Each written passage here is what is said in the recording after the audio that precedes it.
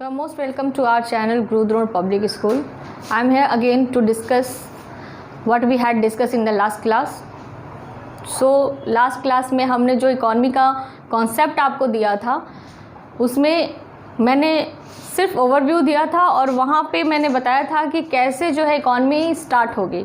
मतलब आज मैं इकॉनमी के सारे डायमेंशन आपके सामने एक्सप्लोर करूँगी और आप देखेंगे किस तरह से इकॉनमी जो है आज तक की इकॉनमी जो हम देखते हैं वो कैसे इवॉल्व होती है।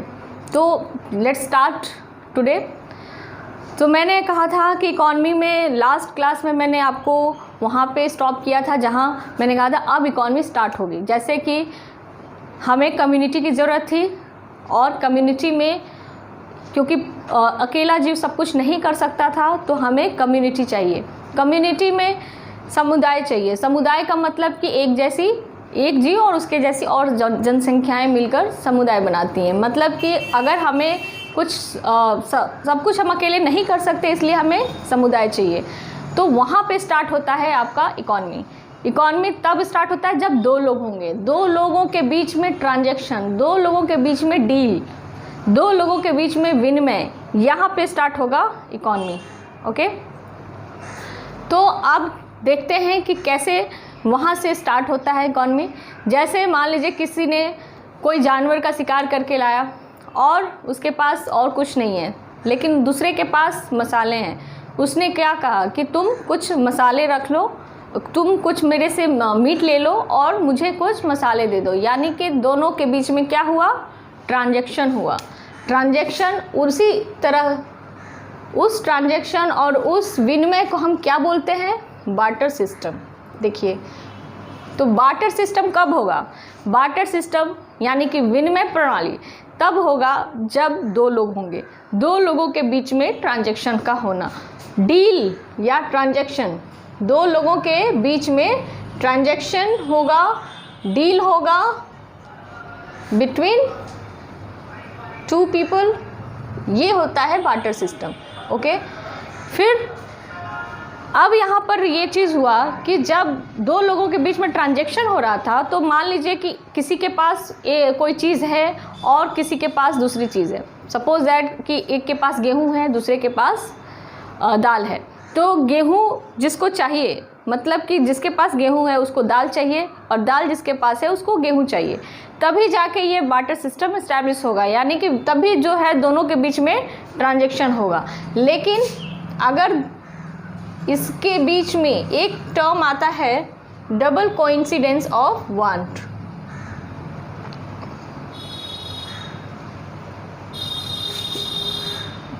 ये बुक में आपके दिया हुआ है 10th में कि डबल कोइंसिडेंस ऑफ वांट्स क्या होता है, इच्छाओं का दोहरा संयोग। मतलब कि अगर कोई दो व्यक्ति है तो दोनों के पास जो भी चीज़ है वो दोनों, मान लीजिए इसके पास वीट था, ठीक, इसके पास दाल था, दोनों के पास जो है दोनों को चाहिए। यानी कि इसके पास जो है दोनों की वांट जो है ना वो मीट होनी चाहिए। अगर दोनों की वांट मीट नहीं हुई तो यहाँ पे ट्रांजैक्शन नहीं होगा। ठीक है, अगर इसके पास वीट है, इसके पास दाल है तो इसको भी दाल चाहिए होना चाहिए और इसको भी वीट चाहिए होगा, तभी जाके ये ट्रांजैक्शन कर पाएंगे, तभी जाके डील हो पाएगा। तो ये बार्टर सिस्टम का प्रॉब्लम था।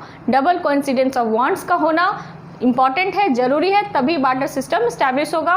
और इसमें बहुत सारी दिक्कतें थी कि अगर किसी को मान लीजिए कि गेहूं है उसके पास लेकिन उसको दाल चाहिए, बट उसको वो व्यक्ति नहीं मिल रहा है जिसके पास दाल है, या उसको वो व्यक्ति नहीं मिल रहा है जिसको गेहूं की ज़रूरत है जो उसके पास है, तो वहाँ पे ट्रांजैक्शन के लिए उसको बहुत ज़्यादा भटकना पड़ेगा, बहुत ज़्यादा उसको प्रॉब्लम होगी।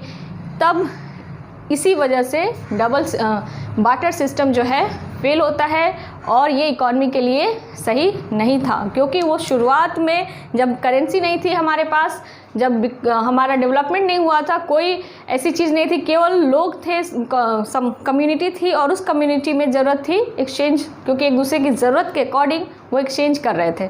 ठीक है, लेकिन जब यहाँ पर ये चीज़ कोई प्रॉब्लम होती है तभी उसका सॉल्यूशन आता है, तभी अचानक तो होगा नहीं, जब प्रॉब्लम होगी तभी सॉल्यूशन आएगा। इसके बाद आएगा करेंसी, क्योंकि करेंसी जो है वो कन्वीनियंट वे है जिससे कि आप आराम से ट्रांजैक्शन कर सकते हैं। आपको उस व्यक्ति की सर्च नहीं करनी है जिसके पास आपके पास जो वस्तु है वो उसको भी चाहिए कि नहीं चाहिए। इसके लिए आपको सर्च नहीं करना पड़ेगा, क्योंकि अगर आपको कोई और चीज़ चाहिए, सपोज है आपको जूते खरीदने, आपके पास गेहूं है, तो आप आराम से गेहूं सेल करेंगे, करेंसी ले आएंगे, करेंसी से ही आप जूते जाके खरीद सकते हैं। तो दैट इज़ वेरी इम्पॉर्टेंट। तक विनिमय हो रहा था, ट्रांजैक्शन हो रहा था, दो लोगों के बीच में एक्सचेंज हो रहा था, तब सब एक लेवल पे थे, एक साथ थे और एक दूसरे से according to their needs transaction कर रहे थे। लेकिन कुछ वर्ग उसमें से किसी को पता चला कि गोल्ड हमें कहीं है ऐसा जगह जहाँ से गोल्ड माइन कर सकते हैं। उन्होंने कुछ लोगों से कहा आपस में कि भाई आप एक काम करो, आप हमारे साथ चलो, वहाँ से गोल्ड माइनिंग करते हैं और आपको उसके बदले आपको क्या करेंगे, पैसे देंगे। यानी कि आप अपनी मेहनत दो मुझे, आपको उसके बदले पैसे मिलेंगे। यहाँ पर क्या हुआ, अब यहाँ पर एक जैसी बात नहीं रही, यहाँ पर बार्टर सिस्टम ख़त्म हो गया, यहाँ पर सब एक प्लेटफॉर्म पे नहीं रहे। अब जो है एक वर्ग जो कि माइनिंग करने जा रहा है, जो कि कह रहा है कि पैसे देंगे, वो बन गया प्रोड्यूसर, और जो उनके लिए मेहनत करने जाएंगे वो बन गए लेबर, यानी कि उनके लिए कंज्यूमर लेबर बन गए। और वहाँ से स्टार्ट होता है करेंसी का कॉन्सेप्ट, प्रोडक्शन का कॉन्सेप्ट और सर्विसेज एंड गुड्स का जो डिस्ट्रीब्यूशन है उसका कॉन्सेप्ट आएगा। क्योंकि एक वर्क जो है अचानक वहाँ से प्रोडक्शन में चला जाएगा और एक वर्क जो है, एक जो कुछ लोगों का जो लेबर का क्लास होगा वो उनके लिए मजदूरी करेंगे, मेहनत करेंगे। तो यहाँ पे बनेंगे, वो बन गया मालिक, ये बन गए लेबर, वो आ गए एक एंड पे, ये आ गए दूसरे एंड पे।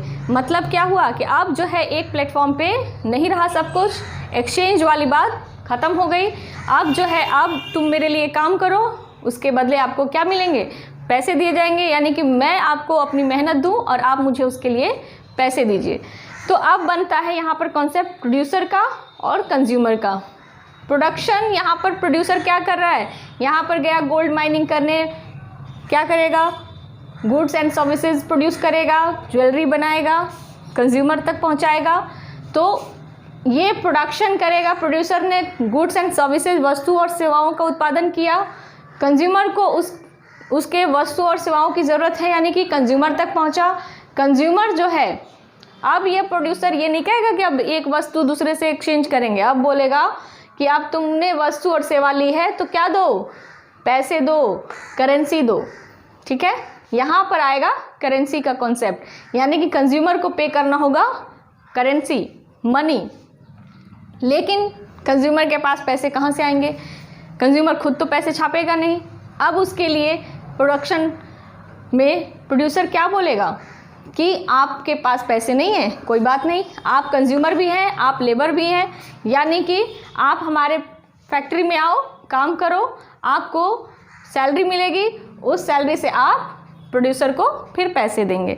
यानी कि जो आप देखिए प्रोड्यूसर ने क्या किया, आपको काम दिया, उससे आपको सैलरी मिली, उस सैलरी से आपने लेबर दिया उसको, उसने आपको सैलरी दिया और उस सैलरी से आपने पे किया प्रोड्यूसर को, जिसके लिए आपने गुड्स एंड सर्विसेज लिया था। ओके, यहाँ कॉन्सेप्ट आपको समझ में आ गया। यहाँ पर इकॉनमी में पहले क्या था, दो लोग थे, अभी हमारे पास सिर्फ बार्टर सिस्टम था। अब आता है प्रोड्यूसर एंड कंज्यूमर, यानी कि अब जो है एक पक्ष जो है प्रोड्यूस कर रहा है, दूसरा पक्ष लेबर दे रहा है, पैसे प्रोवाइड कर रहा है, गुड्स एंड सर्विसेज ले रहा है और उसके बदले पैसे दे रहा है। सिर्फ दो लोग थे, प्रोड्यूसर एंड कंज्यूमर, और तो कोई प्रॉब्लम थी नहीं। प्रोड्यूसर प्रोड्यूस कर रहा था चीज़ें, कंज्यूमर उसको, उस सर्विस को या गुड्स को अवेल कर रहा था और उसके बदले पेमेंट कर रहा था। लेकिन अगर यहाँ पर कुछ गड़बड़ हो, मान लीजिए कंज्यूमर जो है वो लेज़ी हो जाए, बोले अगर काम करने से मना कर दे, बोले कि मुझे पूरा पेमेंट दीजिए, मतलब किसी फॉर्म में आप काम कर रहे हैं और आप चले जाएं और बोले कि मैं काम तो नहीं करने वाला लेकिन मुझे पूरी पेमेंट चाहिए, तो उस वक्त क्या होगा, प्रोड्यूसर क्या करेगा, या प्रोड्यूसर जो है चीज़ें प्रोड्यूस कर रहा है और उसकी कोई भी वारंटी नहीं है, उसकी कोई भी ये ड्यूरेबिलिटी नहीं है, जैसे कि कोई पेन बनाया, उस पेन को कहा कि 2 साल चलेगा और वो पेन 10 दिन में ही टूट गया, तो कौन अकाउंटेबल होगा, कौन देखेगा इस चीज़ को? मतलब या तो प्रोड्यूसर बेईमान हो जाए या फिर कंज्यूमर जो है वो बेईमानी करने लगे या कुछ गड़बड़ करने लगे, तो इनको देखने वाला कोई तो होना चाहिए ना। तो इसके लिए आएगा स्टेट। स्टेट यानी कि सरकार, ठीक है। हमारी सरकार क्या करेगी? हमारी सरकार कहेगी कि प्रोड्यूसर तुम जो है जो भी प्रोड्यूस करोगे, पहले तो हमने बता दिया था कि प्रोड्यूसर क्या कर रहा था, प्रोड्यूसर चीज़ें प्रोड्यूस कर रहा था, जब स्टेट नहीं था तो प्रोड्यूस कर रहा था और कंज्यूमर तक पहुंचा रहा था। कंज्यूमर अपनी लेबर दे रहा था, फिर उसके बदले प्रोड्यूसर इसको सैलरी दे रहा था और फिर उस पैसे से कंज्यूमर जो है वो पेमेंट कर रहा था प्रोड्यूसर को। लेकिन जब यहाँ पर आया कि स्टेट यानी कि प्रोड्यूसर के लिए ये कहेगा कि आपको जो है जो भी चीज़ें प्रोड्यूस करोगे वो सही करोगे, यानी कि जो भी चीज़ें आप दे रहे हो, जो भी सर्विसेज दे रहे हो, जो भी प्रोडक्शन कर रहे हो, उसका जो मानक है वो कौन तय करेगा? स्टेट करेगा कि आप जो है कोई गलती नहीं करोगे, कोई चीट नहीं करोगे कंज्यूमर को। तो यहाँ पर रूल्स स्टैंडर्ड बनाए जाएंगे प्रोडक्शन के लिए। प्रोडक्शन सही से करो वरना छापामारी करवा के आपके दुकान या फैक्ट्री बंद हो जाएगी। ये सारी चीज़ें कौन करेगा? स्टेट करेगा, क्योंकि इसके लिए लाएगा, क्योंकि आपको चीट नहीं करना। आप जो भी प्रोडक्शन करेंगे वो वैलिड करेंगे और सही करेंगे। लेकिन कंज्यूमर के एंड पे क्या होगा? कंज्यूमर एंड पे गवर्नमेंट क्या करेगी कि भाई तुम कंज्यूमर जो हो तुम भी जो है अपनी जगह पे सही रहो और अपना जो काम दे रहे हो, जो लेबर दे रहे हो वो सही से दो, क्योंकि ये अपनी कंज्यूमर जो है वो लेबर दे रहा था, यहाँ पर उसको वेतन मिल रहा था, यहाँ पे सर्विसेज और गुड्स दे रहे थे।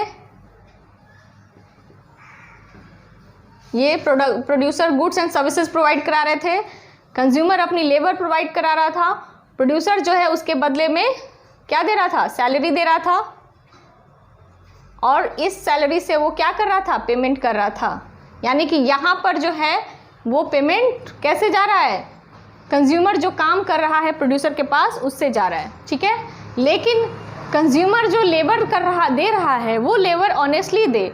इसके लिए स्टेट क्या कहेगा कि आप जो है वो अपना काम सही से करो और आप जो है प्रोड्यूसर के पास जो भी फैक्ट्री में काम कर रहे हो, जो जहाँ भी आप काम कर रहे हो वो आप ऑनेस्टी से करो, सही से करो, कोई गड़बड़ मत करो, ठीक है। उसके लिए नियमन, उसके लिए रेगुलेशन कौन करेगा? स्टेट करेगा।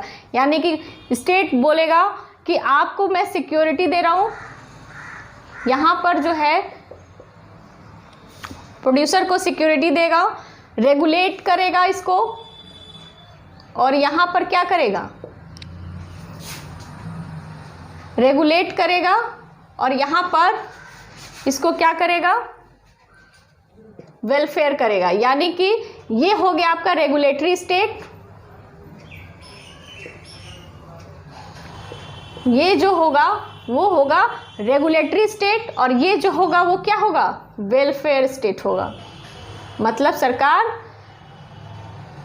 इनका कल्याण करे, इनको रोजगार दे, इनको एजुकेशन दे, इनको हेल्थ दे, इनको सारी चीज़ें प्रोवाइड करे और इनको क्या करे? रेगुलेट करे, इनके लिए स्टैंडर्ड बनाए कि आप जो है प्रोडक्शन किस तरह से करोगे, क्या लेवल होगा, क्या मानक होगा, और इनके लिए वेलफेयर। यानी कि गवर्नमेंट के 2 स्टेट होते हैं, एक वेलफेयर स्टेट, एक रेगुलेटरी स्टेट।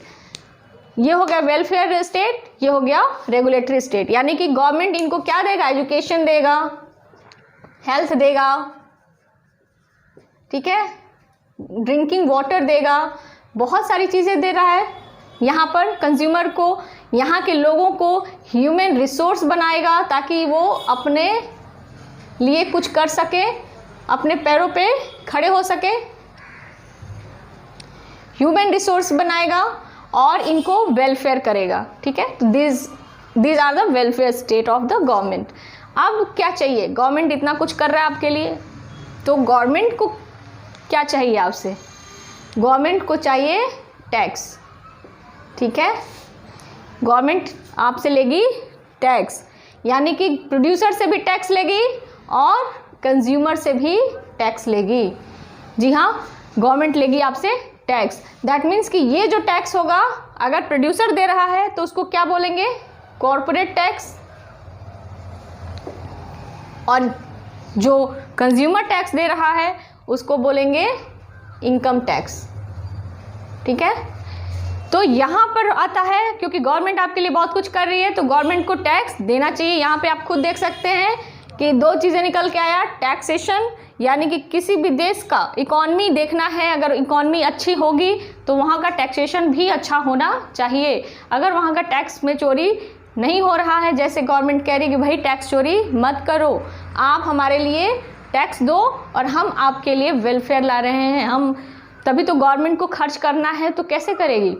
तो जितने भी हमारे लोग हैं, हमारा जो डेमोग्राफी है, उसको अगर ह्यूमन रिसोर्स बनाना है, उसको अगर सक्सेसफुल बनाना है, स्किल्ड बनाना है, तो उसके लिए आपको बहुत सारे स्कीम लाने पड़ेंगे, उसके लिए बहुत सारे ऐसे नियमन करने पड़ेंगे, रेगुलेट करना पड़ेगा, वेलफेयर करना पड़ेगा, ताकि जो है ये जो कंज्यूमर है ये प्रोड्यूसर के पास जाकर बेहतर सर्विस प्रोडक्शन में हेल्प करे। तो इसके लिए क्या करना होगा, आपको टैक्स देना होगा। तो यहाँ पर आता है टैक्स का कॉन्सेप्ट, और इसी के साथ जो है इकॉनमी के और भी जो बहुत सारे डिटेल्स डायमेंशन होते हैं जो कि हमें और पढ़ने होते हैं, बट यहाँ तक हमें समझ में आ गया कि इकॉनमी जो है कैसे गवर्नमेंट कैसे रेगुलेट करती है, कैसे प्रोडक्शन होता है, कैसे हमारे जो कंज्यूमर्स हैं, जो लोग हैं, वो कैसे एक दूसरे को हेल्प करते हैं, कैसे एक दूसरे से लिंक्ड हैं, कैसे इंटर रिलेटेड हैं। तो आप खुद देख सकते हैं कि यहाँ पर हम जो है किस तरह से सारी चीज़ों को एक साथ एक्सप्लेन कर दिए। तो यहाँ मुझे लगता है कि आप लोग को एक बहुत ही ओवरव्यू और थोड़ा सा मैं डिटेल में भी ले गई हूँ, अगर आप देखेंगे तो यहाँ तक आपको समझ में आ गया है। तो अब जो है अगर हम चैप्टर्स 10th का या 9th का जो भी चैप्टर्स होगा उससे अगर हम कभी क्लास मतलब वीडियो लेंगे बनाएंगे तो आपको उसमें डिटेल पता चलेगा। तो तब तक के लिए आप लोग इसको समझिए, देखिए। एंड जो है आप लोगों ने जो भी नए हैं और जिन्होंने सब्सक्राइब नहीं किया अभी तक, आप चैनल को सब्सक्राइब कर लीजिए और जो बेल आइकन है उसको भी प्रेस कर लीजिए, ताकि जो भी क्लास मैं अपलोड करूं वो आपको नोटिफिकेशन के द्वारा मिलती रहे। नेक्स्ट क्लास हम लोग जो है इसके बाद वाला जो क्लास आएगा वो 10th का होगा, क्योंकि अब मैं जो है नया स्टार्ट करने जा रही हूँ 10th की क्लास। तो बहुत जल्द जो है हम लोग 10th की क्लास स्टार्ट करेंगे और आप लोग उसको देखिए और अच्छे से समझिए। और अब मुझे जहाँ तक लगता है कि जो भी मैं क्लासेस डाल रही हूँ वो कंटेंट जितना मैं ला रही हूँ आपके लिए बहुत ही बेनिफिशियल होगा। तो आप लोग इसको ज़रूर सब्सक्राइब कीजिए और नेक्स्ट वीडियो का वेट कीजिए। Okay, thank you so much.